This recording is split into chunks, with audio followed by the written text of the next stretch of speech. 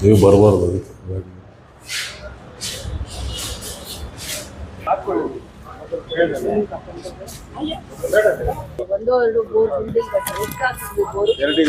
ಎರಡು ಬೋರ್ ಹಾಕಿದೀವಿ. ಎರಡು ಬೋರ್ಗೂ ಅಲ್ಲೊಂದು ಕನೆಕ್ಷನ್ ಇದೆ, ಇಲ್ಲಿಗಿಲ್ಲ ಕನೆಕ್ಷನ್.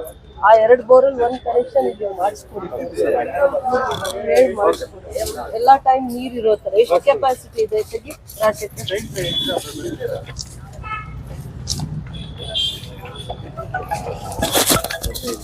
ಆಯ್ತು, ಕ್ಲೀನ್ ಮಾಡಿಸಿ ಇನ್ನೊಂದು ಸತಿ ಇನ್ನೂ ಮಾಡ್ಕೊಳ್ಳಿ. ದೊಡ್ಡದೇ ಇದೆ.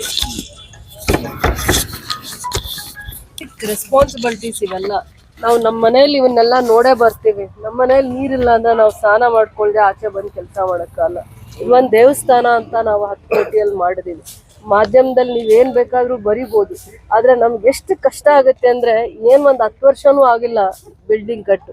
ಅಂದ್ರೆ ಇದು ಪ್ರಜಾಸೌಧ ಅಂತ ಹೇಳ್ತಾರೆ, ಜನಗಳ ಸಮಸ್ಯೆನ ನೋಡೋ ಅಂತ ದೇವಸ್ಥಾನ ಅಂತ ಹೇಳ್ತಾರೆ. ಆ ದೇವಸ್ಥಾನದ ಪವಿತ್ರತೆ ಎಲ್ಲಾದ್ರೂ ಹಾಳಾದ್ರೆ ನನಗೆ ತುಂಬಾ ಕೋಪ ಬರುತ್ತೆ.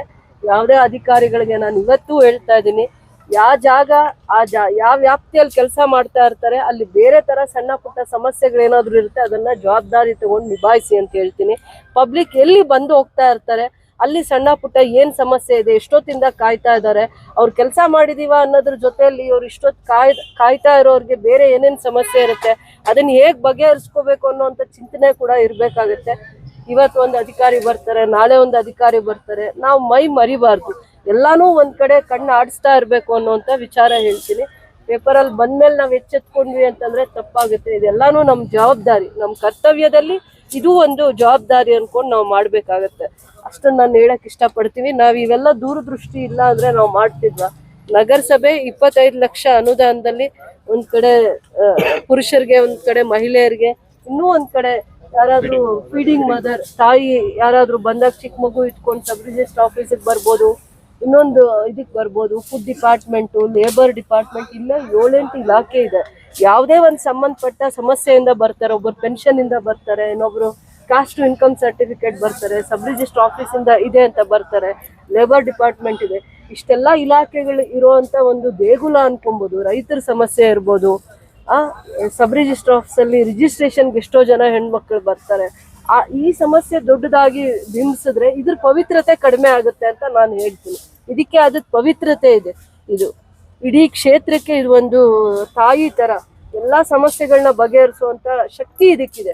ಅದಕ್ಕೆ ಅದ್ರ ಪವಿತ್ರತೆ ಯಾವತ್ತೂ ಕುಂದಬಾರ್ದು ಅನ್ನೋವಂಥದಕ್ಕೆ ಇವತ್ತೇ ಇನಿಷಿಯೇಟಿವ್ ತಗೊಂಡಿದ್ದೀವಿ. ಇನ್ನೂ ಫಾರೆಸ್ಟ್ ಇಲಾಖೆಯವ್ರನ್ನ ಕರೆದು ಎಷ್ಟಾದ್ರೆ ಅಷ್ಟು ಇನ್ನೂ ಗಿಡಗಳನ್ನ ಬೆಳೆಸೋ ಅಂತ ಕೆಲಸ ಮಾಡ್ತೀವಿ.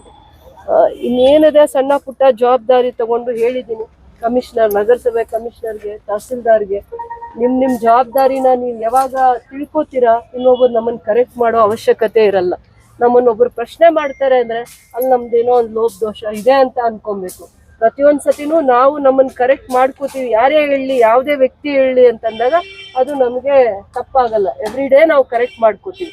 ಇವತ್ತಾಗಿರುವಂಥ ಎಲ್ಲ ಸಮಸ್ಯೆಗಳನ್ನ ಬಗೆಹರಿಸಿದೀವಿ, ಈ ದಿನಾನೇ ಬಗೆಹರಿಸಿದೀವಿ. ಮೇಂಟೆನೆನ್ಸ್ ಕೂಡ ನಾನು ಇವತ್ತಿಂದಾನೇ ಸುಲಭ ಶೌಚಾಲಯ ಕೊಟ್ಟಿದ್ದೀನಿ. ಏನೇ ಫಾರ್ಮಾಲಿಟೀಸ್ ಇದ್ರು ಆಮೇಲೆ ನಗರಸಭೆಯವರು ಲೆಟರು, ಫಾರ್ಮಾಲಿಟೀಸು, ಪ್ರೊಸೀಜರ್ಸ್ ಆಮೇಲೆ ಮಾಡ್ಕೊಳ್ಳಿ ಅಂತಿದ್ವಿ. ಮೇಡಮ್, ಒಂದೇ ಒಂದು